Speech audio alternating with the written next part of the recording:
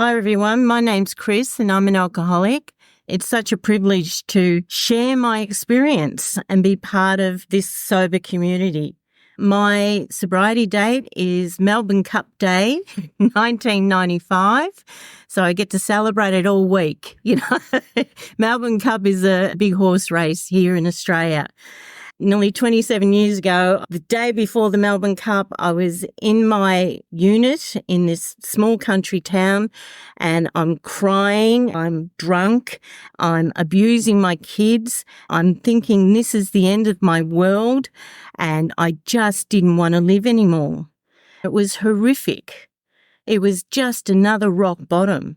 I'd had many in the past and I figured that I've got myself out of it. I'd get to a point where I'd say, I'm not going to drink tomorrow, and I'd really mean it. And I'd get to that day and I'd think, I'm not going to do it today. I'm really determined this time. And then by 4 or 5 o'clock at night, I'm drinking again. There's no second thought. There's no resistance even. It was just, I'll pick up a drink. Back in the day, my parents were really strong Aussie battlers. They worked hard. They bought their home. I was the oldest of 5 kids and they were honest, hardworking, had integrity, were forgiving and compassionate people. They really tried to instill that in us, and they did. We were those kids that were playing in the park and then growing up. My dad was a horse trainer, so I did a lot of work with him out in the stables, just being part of life. And I had lots of friends at school. It was just a nice way to grow up. There was no consequences with things that we did. We didn't do anything bad. We just were kids. Then I get to a point around 14 and 15 and my whole attitude started to change. I started to get agitated about life and didn't feel like I fitted in. There were other kids around me who had the same sort of feeling, and so we had a couple of drinks and it was all a social thing. It wasn't really outrageous and we didn't do anything really bad. It was just a bit of teenage angst. And I thought, this is part of growing up. This is what most people do. And it was like that. Occasionally I got drunk, but most of the time I could control how much I drank and I'd just move on. And I left school at 15 and got a job and I started to grow up. It was fun. I'd have a drink and I'd go out and have fun on the weekends. It was just living life and I enjoyed it. And it got to a point where I'm around 19 and I find someone that I want to be with for the rest of my life, and that's what I thought we were going to do. He was a big drinker, but also we had a lot of fun as well. We'd go out and we had a group of friends and we'd drink and then we wouldn't drink again for another couple of days or a week, and it was just the way it was. And then I fell pregnant. And then I fell pregnant again. And then I fell pregnant again. So I had 3 babies in 2.5 years. He lost his job. We had to move to a small country town. Things got a bit difficult, but I was strong. I could handle that. There were other people around me who were having harder times. We moved to this really small town and it was dusty and it was the middle of the drought in 1982. In country Victoria. You couldn't walk out the back door and see 3 feet in front of you. That's how the dust storms were. It was a hard life. We had mice infestations and I hit the roof with a broom and there'd be dust floating everywhere because all the house was just full of dirt and dust and grime. But I tried and I kept my kids clean and I kept myself clean and I kept everything the best that I could do because I'm strong. I'm resilient and I get through that. But then after my 3rd child, I start thinking, things are getting a little bit tough. I can't sleep at night. I'm worried about the way I'm treating my kids. I'm yelling too much. I'm doing things that I don't particularly like about myself. But then it's not too hard. And I'll have a couple of drinks just to ease things down, just take the edge off, which most people do. Most people in the world use alcohol that way. That's why it's a popular drug. So I thought I could do that too. And I did that for a short time. And then after a while, it started to get worse. And I'd pick up a drink and I'd say I'm only going to have a couple. And all I wanted to do was get the kids in bed so I could drink more so they wouldn't be affected by the way that I was drinking. And then I'd drink so much that I'd pass out. And I'd get up the next morning and I'd be full of regret that I drank so much. And I just wanted the kids to get to school. So by lunchtime, I'm cooking their dinners because I knew I'd be too drunk at tea time to feed them. And so I started to work my day around alcohol. And I knew that my drinking wasn't right, but I thought, when it's time to stop, I'll just stop. That'll be easy. I'll just stop. And I think my youngest was 6 and he went to school, and I realised I was drinking too much and it was getting worse. And the domestic violence was getting worse. We were beating each other up more. There was more holes in the walls. There was more doors off the cupboards. There was more yelling. There was more hurt that was being done. And my drinking escalated. And I thought, I know, I've got a bright idea. I'll give up drinking. I'll have a baby. That'll stop me from drinking. I never drank my other 3 babies, so I'll have a baby. But I hadn't realised that my illness had progressed. And so by 29, when I had my last child, I drank all the way through that pregnancy. And I really didn't want to drink. This was the baffling thing about it. I really didn't want to drink, and I did it anyway. And the only reason Nicole was born and I was sober was because they put us into hospital before she was born because there was complications. I'm sure they put me in there to keep me sober while I had her. Other people knew what was going on around me, yet I thought I was hiding it all. And that's the thing, that I'm really struggling not to drink, and I really don't want to, and I feel like I'm suffering because of that. But everyone around me just sees me as being selfish and self-centered, and I lie, and I'm more dishonest, and I'm more disloyal. I hated the man that I was with, and I become less trustworthy. And I start losing my dignity and my integrity and all those values that my parents instilled in me. I started to become more dishonest. And it was hurtful and it was hard. And I still kept drinking, to the point where my husband and I separated because we were going to kill each other, literally. I'd had the police at the door saying, have you got any guns, Mrs. L? Because the next door neighbour is really worried about the way you're yelling and screaming in the street. And I'd say no, and of course he'd go through the house and he'd find whatever he needed to find. You know? And this small town, there were people there that was really trying to help me. When my husband left, I was a single mum with 4 kids. And I thought to myself, this time I'm really going to make a difference. This time I'm not going to drink as much. This time I'm going to control it.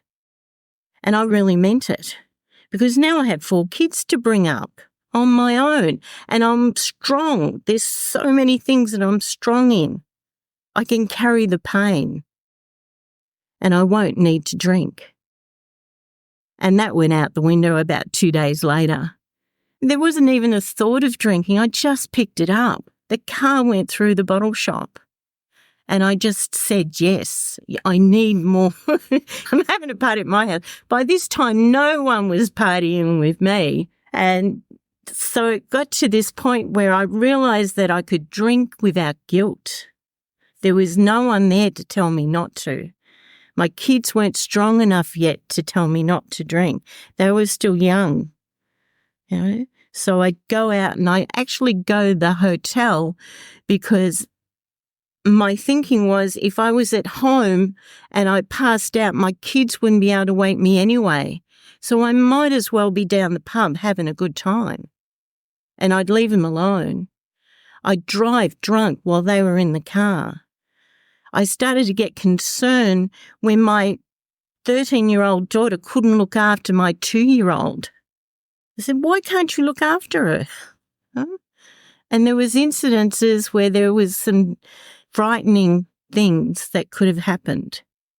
And so when my husband came back into this small town and he said, I'm going to take your youngest child with me, I said yes.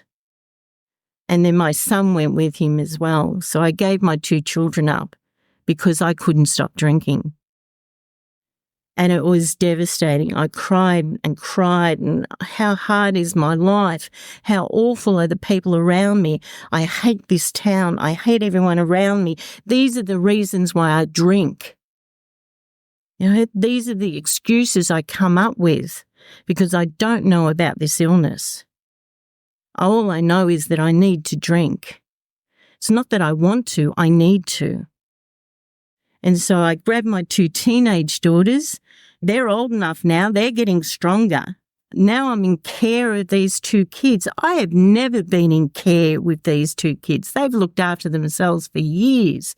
And so I decide to move to this bigger town because it's more opportunities. And I promised them this time, this time I'm not going to drink. And I really, really meant it this time because I wasn't just changing or trying to change me. I was dragging them along with me.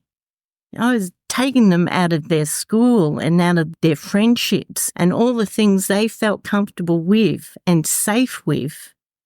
But I convinced them that I wasn't going to drink. And they came with me. And we get to this bigger town and we get a nice little unit. We enroll them in school and everything's going okay. It's not perfect, but it's okay. There's no reason to drink. And I said to my daughters, I'm just going down the street to get some bread and milk. And I can't even remember buying it. But I remember walking through the back door with a cask of wine and half a dozen cans. And the looks on their faces, you said you weren't going to do this anymore. You promised us.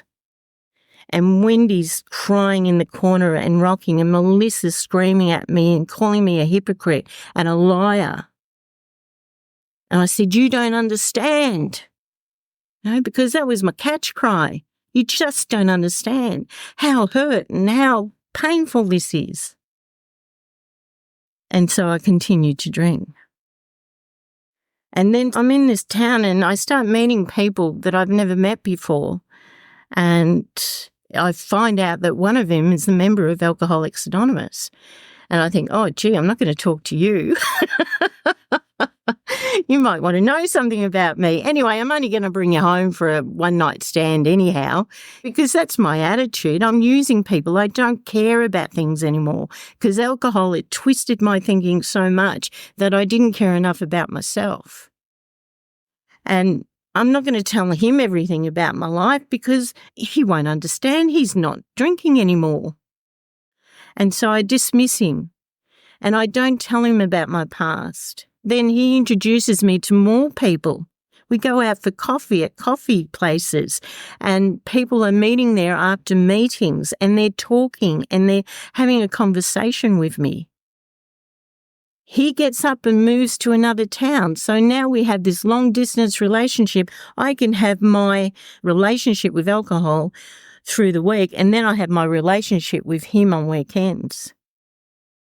It was just this really hard way to live.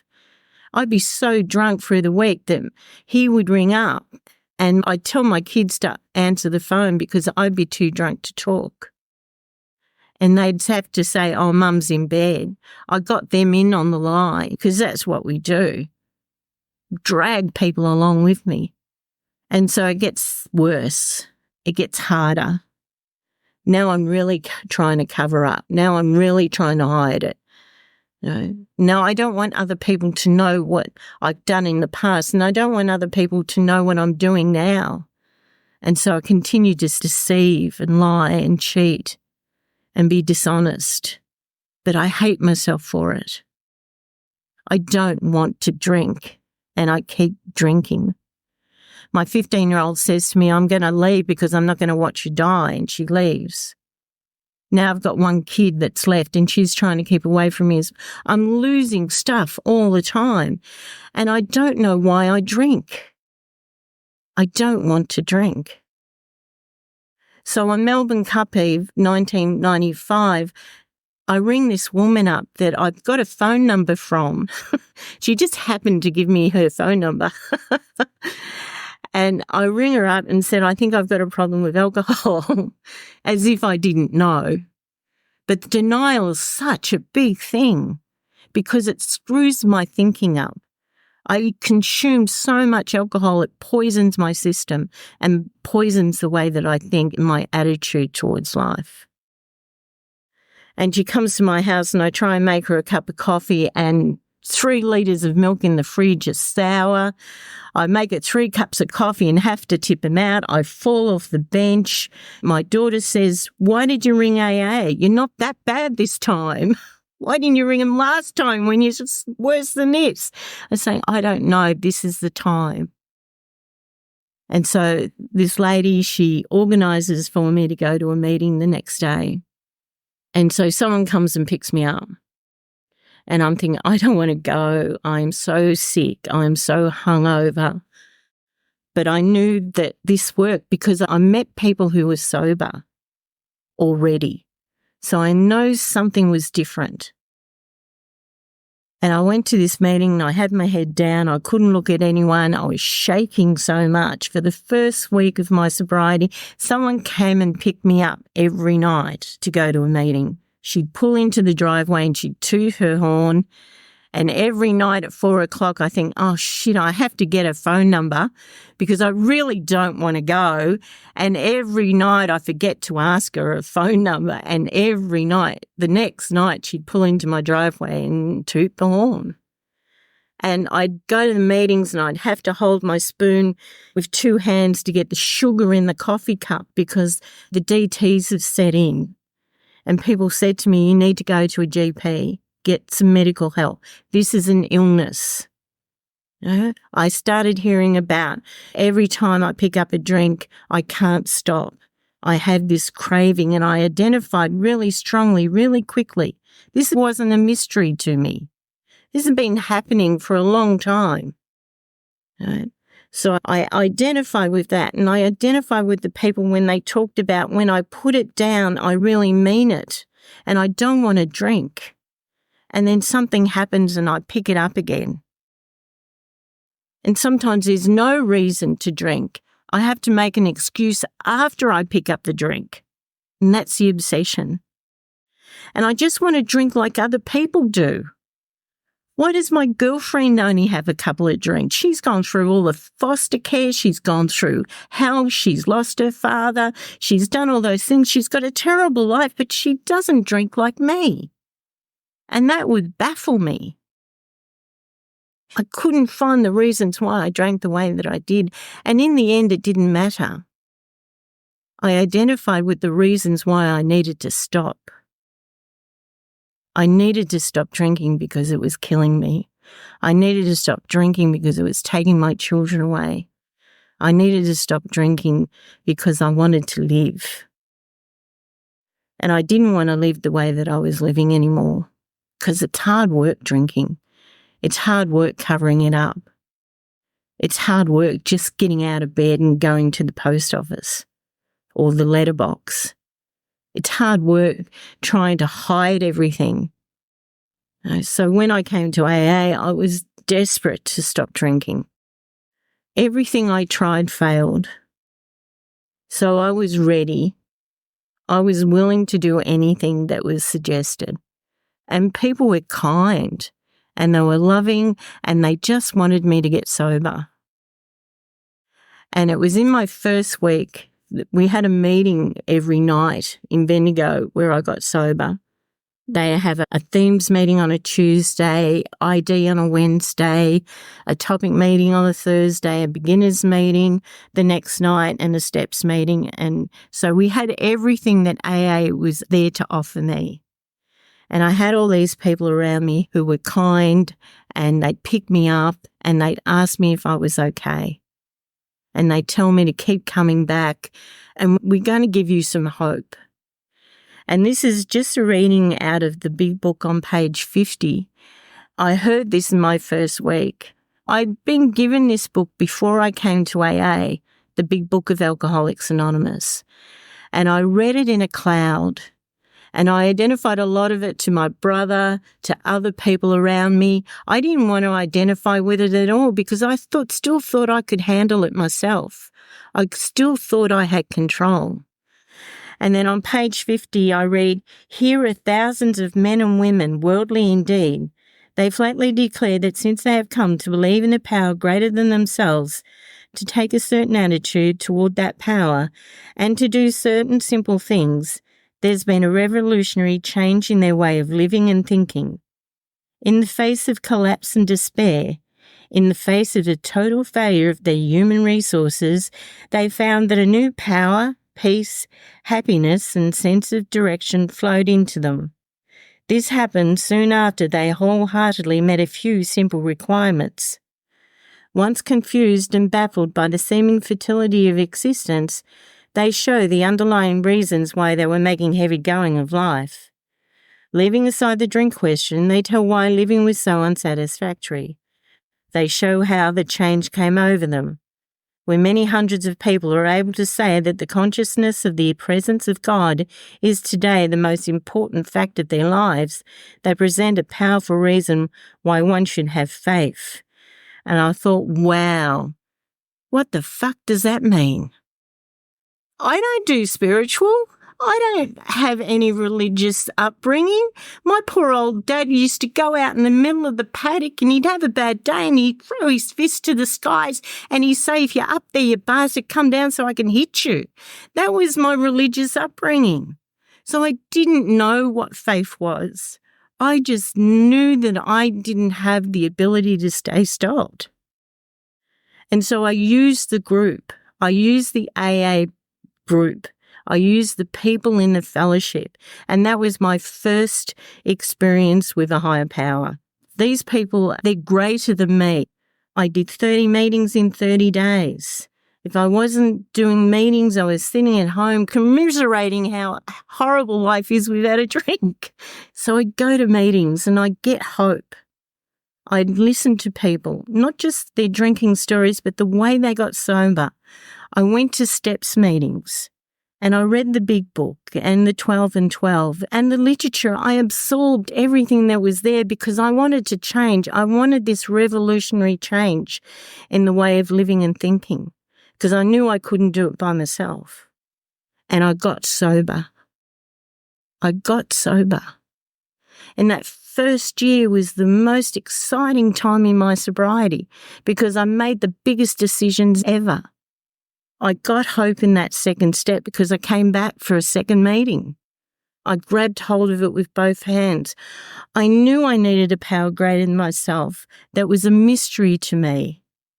My imagination went wild, but I did it anyway. I faked it until I made it. It didn't matter. This was life and death. And so I grabbed hold of that third step and I made a decision to go on with the rest of the program. And I had guidance. I had a sponsor, but I had other people I could turn to as well that were in the fellowship that I could trust. And I moved on. I got to that fourth step and I got guidance in how to do it and I wrote down the columns and I saw my mistakes and my resentments. I saw all my fears, and I asked my higher power to remove them and then asked, what would you have me be instead? That was a revelation. It was an uplifting thing. My higher power wants to be loving and courageous and loyal and honest, wants me to be sober. I get to my sex conduct and see my relationships and see where I could have done differently. I look at my side of the street and then I look at my harms done and I put myself on there and I put my children on there. And I know there's a time down the road that I'm going to need to do something about that.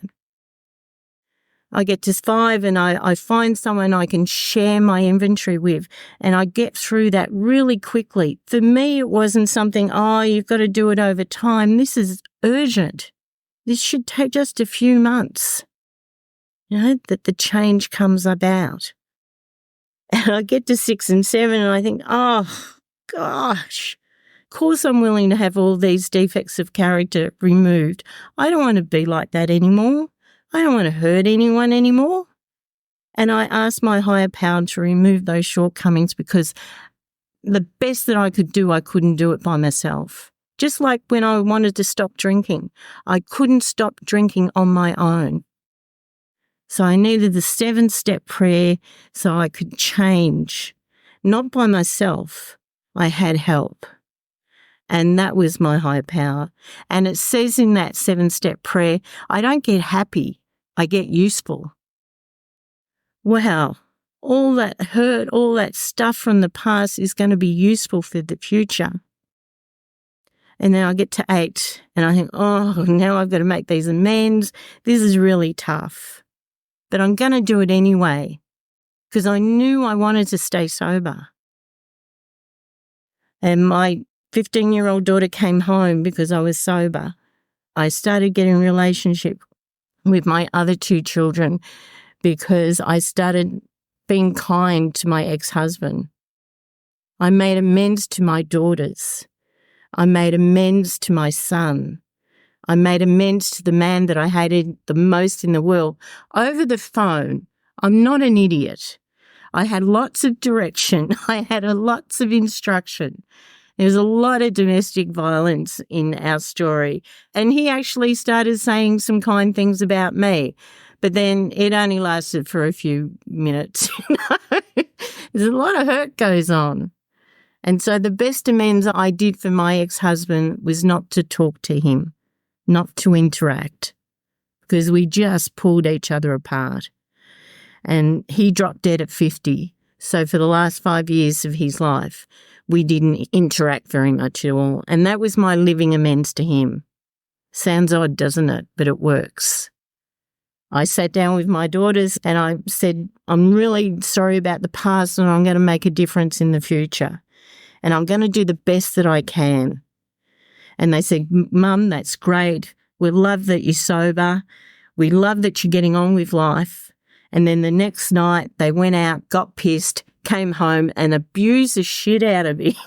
They tore me apart. They said, you're the reason why we're here. You're the reason why things aren't going bad. And with instruction from other people who had gone through the same thing, I stood there and took it because they were right.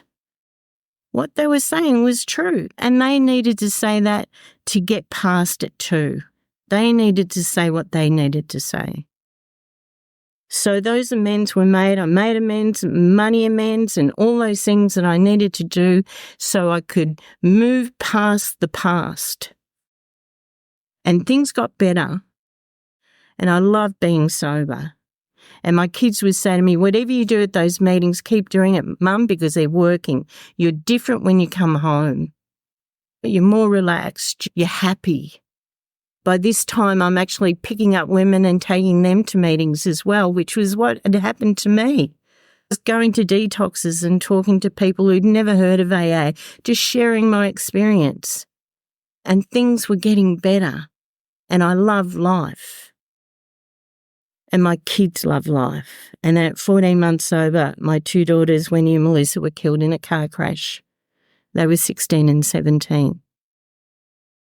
It was devastating, as you can imagine. And I remember getting the call, and there's this numbness that happens when there's such a tragedy. And I called my sponsor, who was there within minutes, and with about half an hour, there was a whole sober community that were there. There was 12 women. My partner's sponsor as well, because that guy that I was only going to have a one-night stand with, he stayed around, and he's stuck around for the last nearly 28 years we've been together. And so he was there with me as well. There was so much to do. There was so much organising to do. Organise their funeral, had to go and identify them first. And all the way through, I'm just praying, I'm just singing in the backseat of the car, and I'm not saying anything, and I'm just asking for strength to do what I needed to do. It was really a strange time. And I remember being at my parents' place, and my youngest daughter was one side and my son was on the other side. And I meditated because I learned to meditate in step 11. I'd gone through those first 9 steps and I was living in 10, 11 and 12. And I came out of that meditation and it only occurred to me at that moment that I hadn't even thought of a drink. It was just this revolutionary change had happened. This spiritual awakening had happened. I'd been awakened with compassion. And I buried my daughters with grace and dignity and stayed sober. And I remember being on the couch with David one day, a week or so afterwards, and there's this pressure and there's this feeling that I can't keep going. I don't know what to do and it's just overwhelming me. And I said to David, I can't do this. I can't do this. And I go and sit in the shower. And I'm sitting in the shower. I'm on the floor and the water's washing over me and I'm just crying and I'm just in this desperate state of mind and I don't know what to do next. And then I just have this prayer and I ask my God to remove it. And it happens. There's this miracle, this spiritual experience that happens. And I'm relieved from it. And I thank my God. And I come out of that shower and we go to a detox. I turn my attention to someone I can help. And I get through that. It's not about resilience. Resilience, you can stay in this pain and this suffering and this misery and be resilient in it. This wasn't resilience. This was moving on from that. It was getting this strength from a higher power that I didn't know I had, this inner resource. And I stayed sober and then went crazy, just went out and shared my story and took women to meetings and sponsored women and opened meetings and went on service committees and embraced AA, embraced it and was able to offer something. I became useful and I turned my attention to someone I could help. And that got me out of my sadness. My heart was always broken. It always will be. But I can move on from that and do something that's useful to others. And that's miraculous. I would drink if somebody else's kid would get sick. Now my whole concept of a higher power has changed. Now I have girl power. They're up there and they're helping me. They're moving me forward. 10 years down the track, I'm 15 years sober. Life's great. Done a lot of travel. Everything that sobriety gives you. I grabbed hold of it and I took it and I did it. I didn't go back and do any of the steps again. I had 10, 11 and 12, which incorporate all those other steps. And that's what I lived on. I moved on with life. I didn't need to go back into me anymore. I'd had enough of me. Don't keep peeling the onion. It just makes you cry. Now I had an opportunity to go out and help others and to be useful. And then my youngest daughter came to live with us with her 6-month-old baby. Wow. Now we've got our grandson. He turns 2. My daughter's in a car. They hit a pole. She suffers a catastrophic brain injury. And my son calls me and said they're on their way to the hospital. And I go there and they put you in a little room and they said, we've got Nikki on life support. She's got a pretty severe condition. We don't think she's going to survive. She was 21. Nikki fought hard and she survived. Again, this sober community came in and helped me and cradled me and loved me and supported me. We'd had meetings in the chapel at the hospital. We had people coming to her bedside and meditating and praying. We had this support around us, but I was just so broken. I wasn't as broken as Nikki, but I was broken and so sad that this could happen again. Nikki never walked or talked again. She suffered a catastrophic brain injury. She was in a supported house. After she left the hospital, we actually got a home full-time with 12 carers on a 24-hour program. I managed that because I was sober. That's the thing. I was hurt. I was shattered. PTSD had set in. I needed to get support outside of AA. I had therapy, all those things. I grabbed everything that was available to me so I could be strong enough and well enough to care for my child. And I did. These are the blessings of sobriety. Life doesn't always give us roses. Life can be tough, but life can be beautiful and rewarding. It was rewarding, and I was grateful to be able to support my daughter the way that I did.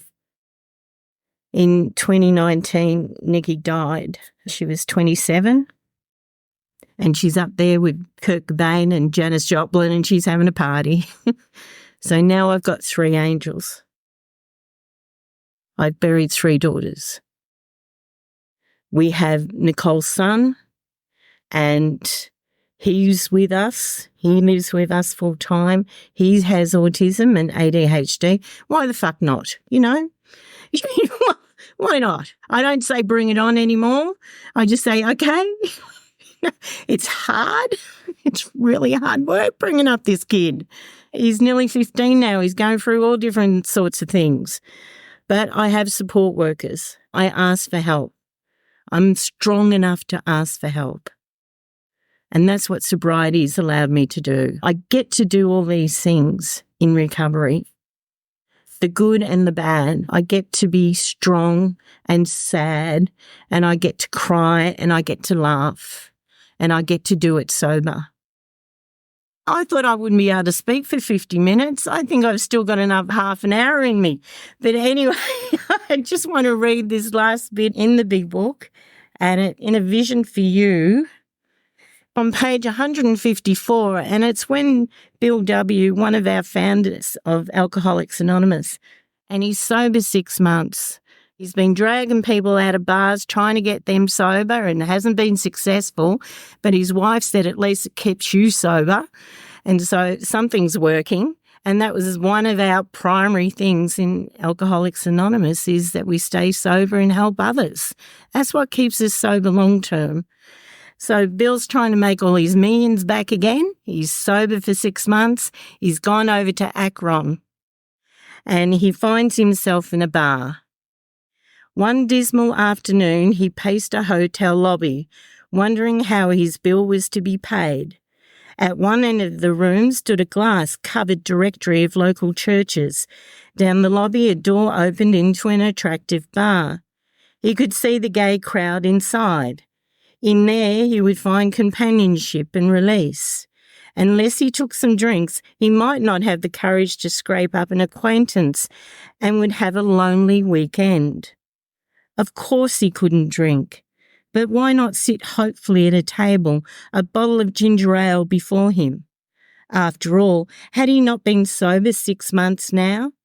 Perhaps he could handle, say, 3 drinks. No more. Fear gripped him. He was on thin ice. Again, it was the old insidious insanity, that first drink. With a shiver, he turned away and walked down the lobby to the church directory. Music and gay chatter still floated to him from the bar. But what about his responsibilities? His family and the men who would die because they would not know how to get well? Ah, yes, those other alcoholics. There must be many such in this town. He would phone a clergyman. His sanity returned, and he thanked God.